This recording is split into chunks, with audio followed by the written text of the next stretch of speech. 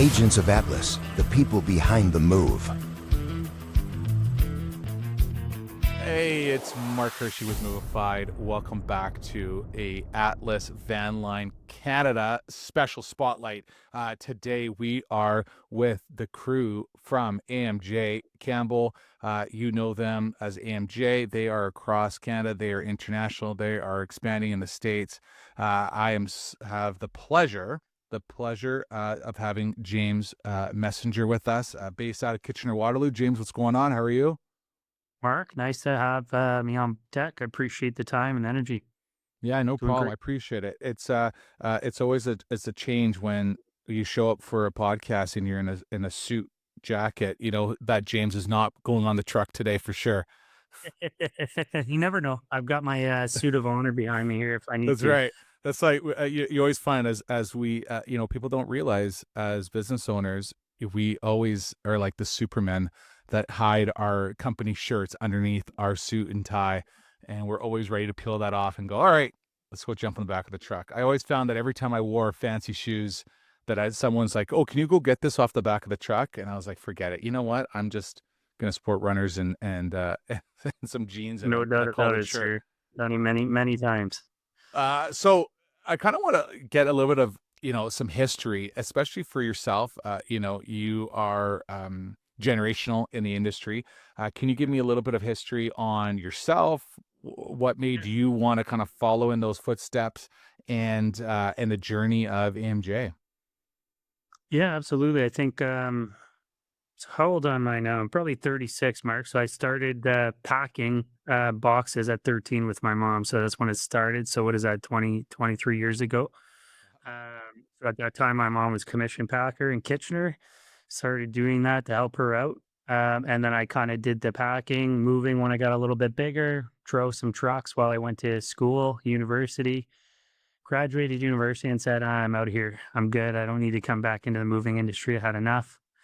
Did some work out in Toronto for about 2 years. And at that time, our current partners pulled me in and said, hey, do you want to run our commercial division in Kitchener? So I came in, kind of created our office moving commercial division here in Kitchener-Waterloo, took over our logistics, started running the branch, and then today kind of sit here as our vice president of Canada and partnered in many of our entities here.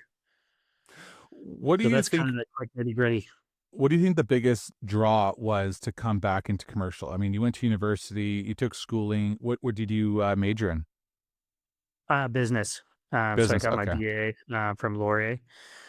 What was the draw? I think the draw was, again, deep down, moving's kind of one of those things. It gets into your blood. I don't know how to describe it. If you're in it, you understand it. And again, I always enjoyed doing the moving aspect. I always, took pride in it. And at that time too, my uncle and father were also part of the Kitchener branch. So, I think there was a bit of that, a bit of the challenge of, kind of growing that and getting in from a business perspective. So I think that's what kind of drew me in. You talk about the commercial division, and we talk about this a lot on the show where, diversification is huge. And just before we started recording, we were talking about, at what point within your moving company do you sit down and look at the numbers and go, what makes more sense? What was there a certain meeting, a certain point where you see the division? Because for all those that don't know, AMJ has how many locations across Canada? So we sit around 24. The number fluctuates, but call it 24 locations right now in Canada. Right. So with 24 locations spread out, you allow yourself then to diversify within different markets, not even thinking about long distance, but obviously logistics, home delivery services, which you guys are thriving in as well. When you're coming back and building that division, what are you looking for as, within the business to make it work? Because a lot of people go, I'm too nervous to kind of get into this like to that side of the business. I don't know anything about it. Like, how does that kind of conversation happen? What are some of the starting tools that you in the office were going, okay, I'm in, we're going to build this thing out. This is what we need to do. Yeah, I think one of the things about AMJ is we're very entrepreneurial. Most of our branches were privately ran at some point. That's amalgamated quite a bit through ownership. But a lot of them are still very entrepreneurial. So every market has its different quirks. Every market has, different customers and potentials. Certainly, some markets generate a little more than others in terms of booking versus service providers. And I think AMJ has historically always said, yes, we'll try it. We're not a company that sits there and puts together a 10-year master business plan. Of course, you have to do future planning, but we're certainly a company that kind of says, hey, this has popped up. There's a need for it. In regards to kind of logistics and home deliveries, certainly if you look at the market economics and the changes in our market in terms of shopping, how they're getting delivered, I think we certainly got in on the onset with a few customers, local deliveries, and that has branched out pretty significantly today, where we're doing over 500,000 annual deliveries across Canada, US. So again, how do we look at that? We never lost our core. Our core was always quality, doing what we said we were going to do, innovation. We're constantly willing to change. We have a system today. We're not stuck to it. Could be a new system next week. That's the kind of company we are. So, that's kind of evolves with the service and what comes forward. Do and I also kind of want to touch on when it comes down to community. AMJ is also very heavily involved in the local communities and supports some big players across Canada. Can you expand on, like, by doing that as a moving company or any organization and giving back, that how much that's helped grow your business in a sense of, being part of the community, others that know you that might not have known you? Yeah, absolutely. I think it's a good question. And I think, again, also when you look at our core DNA, giving back is certainly forefront. So anyone who follows on, again, social media, not that we're a company that likes to splash that out there, but all of our branches, it's straight down from the branch manager down to the drivers, movers. We like giving back. There's numerous examples that come to mind that have turned into, potential life, call it career long opportunities. Children's Aid is our national partnership. So we certainly, from a national level, every branch is included in that. But a lot of our branches, if you go branch to branch to branch, Kitchener's a great example. We sat down with our management team and said, hey, we want to start giving back more locally. What do we want to give back? So Humane Society popped up, people like animals. So let's start doing some deliveries for them. So they said they needed some deliveries done. We said, hey, we'll do it for free. We'll do 2 deliveries a week. That branched into, a large food pantry program. And now we have 500 skids sitting in our warehouse any given day. And we're doing distribution for them across Canada. Wow. So again, there's numerous things that come from that. And really, it only stems from let's go help someone. If that turns into something, great. If not, we're happy with helping people and we let that go. I love that, especially when it comes down to the culture, when you are expanding and going, okay, there's a board meeting, there's somewhat, we want to open up another location, maybe even acquiring another moving company and going, okay, this is going to be a new AMJ branch. Is that instilled right away with at the core when someone's about to take over another location and says here's the outline, right? Here's the roadmap of what our expectations are. These are fundamental things that have to be included and you have to be a part of, or is it still an option? How does that take play when you are looking at new locations? Yeah, I mean, most of the locations that we have popped up are either our locations that we've decided to kind of grow into a segment, or yeah, we've acquired, existing entities. When we've acquired existing entities, I think it's going in and breeding everything about AMJ, our culture, and certainly that's front and center. Again, we've got clear employee handbooks right down from onboarding programs. We've got an AMJ intranet where we outline all of our policies, procedures, etc., all of our goodwill, community services, partnerships. So everything's very much laid out for anybody coming into our organization. And again, that is a core identity for us. Our CEO is super, super active and giving back in the community. Also sits on the board of Children's Aid. So it comes right from the top, right down to the bottom. Yeah, and I completely agree, and that's usually how it looks like when you are as a business owner. It's not one thing to just be their boss, but also to be a leader and follow those kind of guidelines, right? So it always starts from the top down. I kind of want to flip it back to, those that are listening and trying to still understand the logistics side and inventory management. Is there a certain type of program or software that you are currently using uh, to um, to handle the inbound and outbound of the logistics for, especially for home delivery? We talked to a lot of people that do a lot of work with interior designers. They're receiving a lot of shipments, but it's one thing to say, okay, great, here's an inventory list and I'm writing everything down. Is there something at AMJ that has been a total turning point where you're like, man, this is probably some of the best software it makes and has really fine tuned how we do things? Yeah. So, in terms of the softwares we use, again, we try to keep it somewhat close, Mark. But in terms of what do we use, how do we use it? There's about 4 or 5 softwares right now that we have intertwined. So we built an ecosystem to handle it. There's not one secret sauce software that will handle warehouse fulfillment straight to a final mile delivery that we've seen. So we have an in-house IT team that we've built, and we have that managed. Again, it does get pretty complex when you're talking about taking in household goods and you're doing a tag list and inventory versus, hey, I've got thousands of orders a day getting API sent into our system, and that is getting sent to a WMS, which is also getting sent to 24 locations with multiple scan points, status updates, into a final mile software, into a billing software. There's some complexities in there that you need to build and understand. So if Sure. you're getting in that space, it's not a plug and play situation. It is a all intensive, complex kind of build out. And every customer that we do onboard is a full month long integration rollout. So it typically has project managers, head engineers. We have a project manager, and we typically would have our IT team engaged. So we lay out a full month kind of integration plan. Wow. I love that. It sounds it's extremely in depth.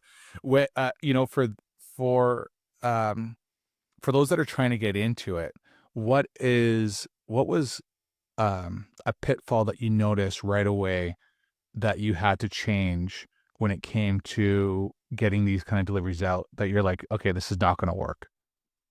I think automation is key. So, I go back 15 years ago when we were doing, home deliveries with different retailers, and there used to be stacks of paper everywhere. I mean, there was 7, 8, 9, 10 sheets going out per delivery. You're doing pre-calls to customers.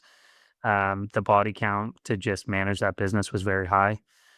Today, again, in a world of AI now, especially, things need to be automated and they need to be accurate. Because same thing, if you start automating and the automation's not built out correctly, you can get yourself in trouble pretty quick as well. So that's kind of the things that we've learned over the last, call it 15 years of doing this. And every single week, we're still learning and changing and altering. Our customers are asking for more. They're asking for more visibility, more notifications. So the world is changing very quickly.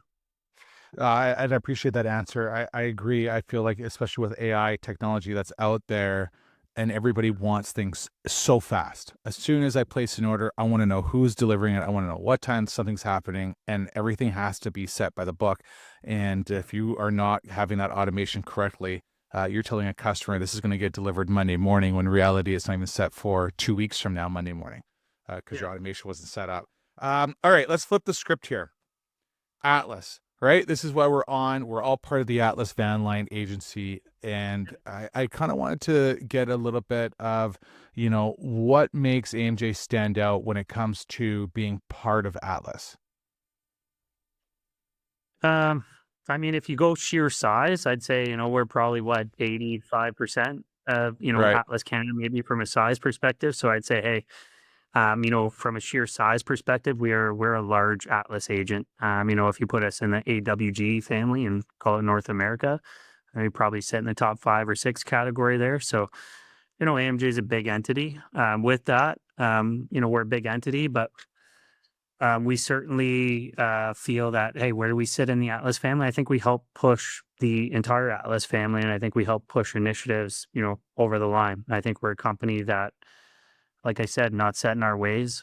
There's structure that you need to put in when you're a large company like that, but we also move just as quick as some small companies. So we do like to innovate. We do like to push standards, which is, the highest quality, pushing for the best delivery ETAs, pushing for new innovation in terms of how to do things. So I think, where do we sit with Atlas? I think we sit as a company that participates fully on all fronts. And I think, before we wear AMJ's jersey, obviously I sit here as an AMJ player. We also wear Atlas's jersey. So we always think of what's best for Atlas, its network, its agents. I think we are very inclusive in that front as well. And it's great because, I was just reading something up where it really talks about, especially in our industry, the dinosaurs that are still around. And, what happened to the dinosaurs? They eventually went extinct. They didn't follow with the times. They weren't being ahead of the game or trying to at least advance themselves with change, right? No one likes change. You get into a lot of moving company offices, and there's like not just the sense of your company's being diverse, but there's a diverse crowd within your organization, young, old, all walks of earth that work for you, and you try and roll out some type of new innovation, and there's always going to be a little bit of pushback. And you get it a lot of times from the drivers, but sometimes you, especially like we were talking about before about leadership, you're getting it from the top up. And, the fact that when you think of AMJ and you think of Atlas and the way you described it about, wearing both jerseys, trying to assist of the growth of where Atlas can go, where the growth AMJ is going, and if innovation is possible on both fronts, everybody's winning. I tip my hat to AMJ and especially those that sit on the board and everybody else because I have to say AMJ is a company that has quickly adapted to change. And like you said, you're not afraid of switching things up to make it work, which I think is important. And I think it's important for our customers. And I think those customers that are, that are listening or, that continually use AMJ or are part of man, we love the Atlas family. We always work with all the Atlas agents. This is exactly why. Right? Because we want to see the change. We don't want to be a dying breed. Was there like a moment in time, can you remember, especially, from a young kid to now, where, there was a challenge on an Atlas shipment or a job, or maybe, prior to coming to commercial where that you were particularly proud about, or like a big milestone that happened between AMJ and Atlas? Um, I think a big one was, if you look at AMJ and AMJ going self-haul, I think that was a big monumental shift in the way that Atlas has always worked. And, if I look at, hey, I came in and I started, again, my intent was always to do the best thing for our customer. One of the gaps I kind of saw was communication to the customer. So we book the order, they get a TTG of, 12 days to 18 days if they're going to BC. And I always just pictured if I was there, I had 3 kids, a dog, I'm in a hotel or I'm trying to stay at my in-laws. Maybe the PVO picked them up last, maybe they picked them up first. There was that communication gap that I kind of saw initially. So that engaged what we call move managers today. So designated move managers who strictly watch times, call PVOs, etc. And then I think with that is, AMJ, as we always do, and I think as anybody does, we like to control our own destiny for sure. And we like to, obviously, again, we have to work with everything, but I think self-haul worked out really well for both AMJ, and I think it worked out well for Atlas and the Atlas network. So I think controlling our own dispatch and moving around resources, etc. What did we see? We saw better service for our clients, more ability to innovate and how to move product. So I think that was a big one. If you look, again, there's a million things if I go down the stream, but that one between Atlas and us, I think has worked out extremely well for both parties. No, that's very true. And that was always one of my big things as well too, especially in the long distance world is what is it? It's one thing to be on this side. What about the customer that's on the other side? And how are we servicing them? And how can we make sure that they're getting the same type of customer service? You know, But how do you ensure that customer service satisfaction? Is there certain tools or things that you use at AMJ to maintain that strong reputation, especially in the Yeah. industry that we're in?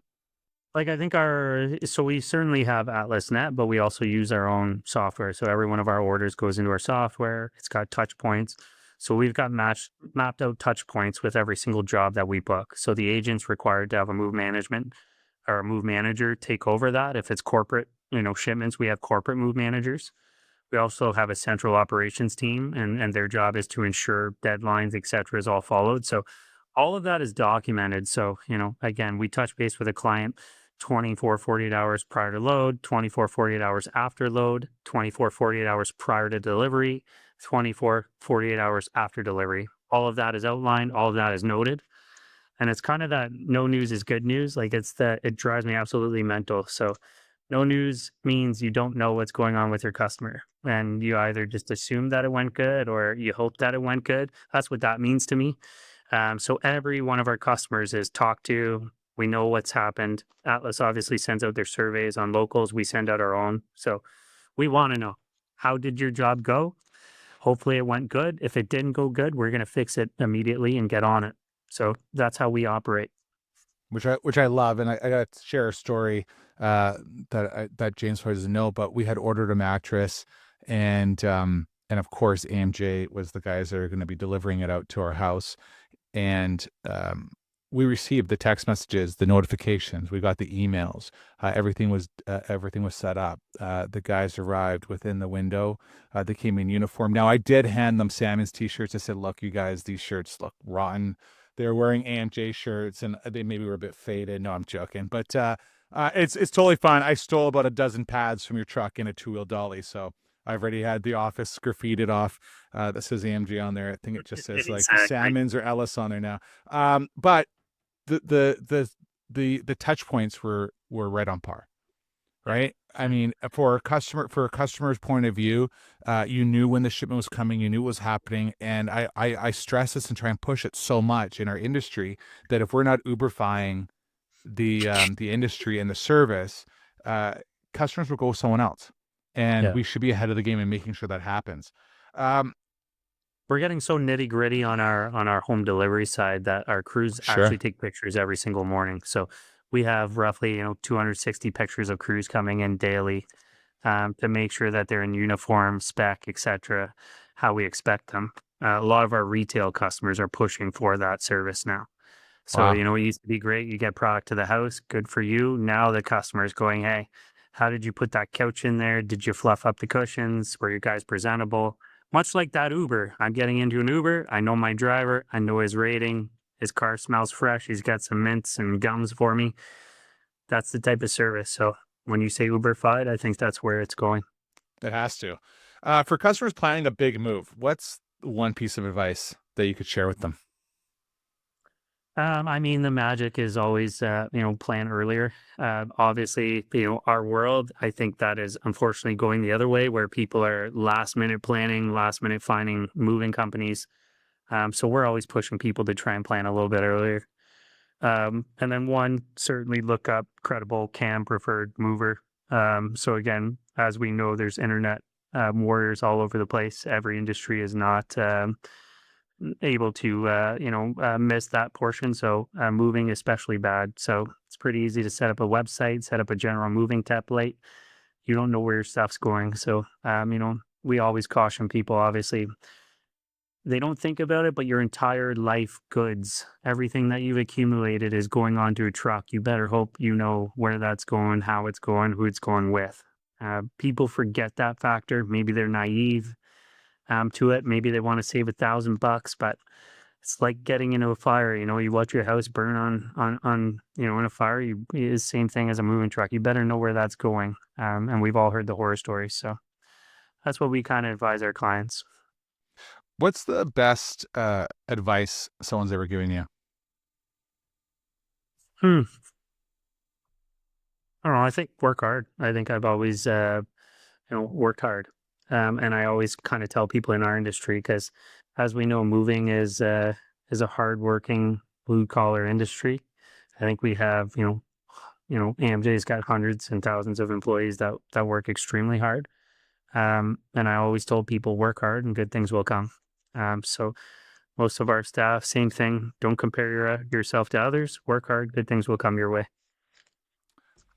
And for all those that have been attentively paying attention, what is the best way that they can get a hold of AMJ? Where they got to go?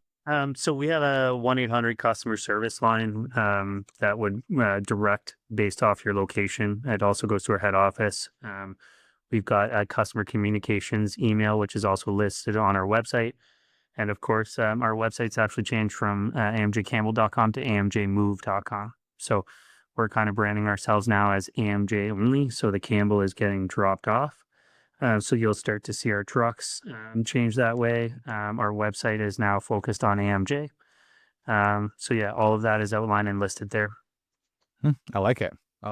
Sometimes you need that rebranding, the slight touches, especially in the moving world. There's too many times we make our logos using clip art, and now with AI and all the different technologies, you can already have you can show a truck of how a new type of wrap could get done, super easy and efficient.